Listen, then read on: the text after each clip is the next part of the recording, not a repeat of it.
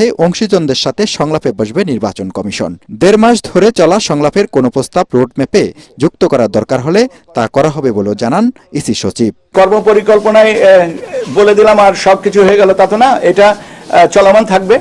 এর সাথে সংযোজন বিয়োজন হবে, বিয়োজন হবে না, কেননা নতুন নতুন পরিস্থিতিতে নতুন নতুন কাজ আসে এবং কাজগুলো এর সাথে আমরা সম্পূরক কাজ হিসেবে এরকে ব্যাখ্যা করে নেব। তফসিল সম্পর্কে যেটা আছে সেটা বলা হচ্ছে যে আমরা চেষ্টা করছি যে ভোট গ্রহণের তারিখের 60 দিন আগে আমরা তফসিল ঘোষণা করব। এখন 60 দিন এটা আমি বলতে পারি, কিন্তু ভোট গ্রহণের তারিখটা তো আমি জানি না। এরই মধ্যে দ্বিতীয় ধাপের সম্পূরক খসড়া ভোটার তালিকা প্রকাশ করা হয়েছে। চূড়ান্ত করা হবে 31 আগস্ট। আর 31 অক্টোবরের সম্পূরক তালিকা শেষে চূড়ান্ত ভোটার তালিকা প্রকাশ করা হবে 30 নভেম্বর।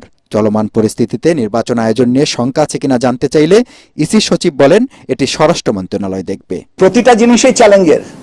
আমি কি জানি আগামী 8 ঘন্টা পরে আমার জীবনে কি দুর্ঘটনা ঘটবে না? প্রত্যেকটা জিনিসই চ্যালেঞ্জের।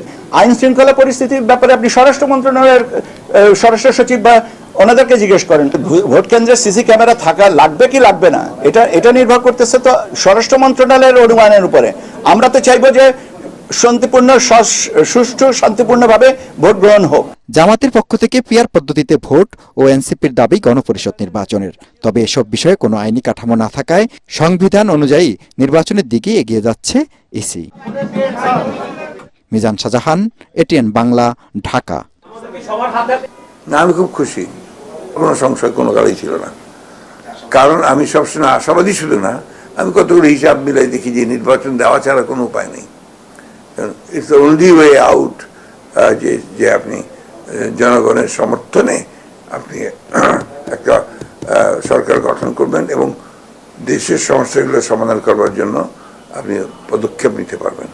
যে ম্যান্ডেট আর পিপলের কাছ থেকে পাবেন, ওটাই আপনার শক্তি, তখন আপনার কাউকে ভয় করতে হবে না।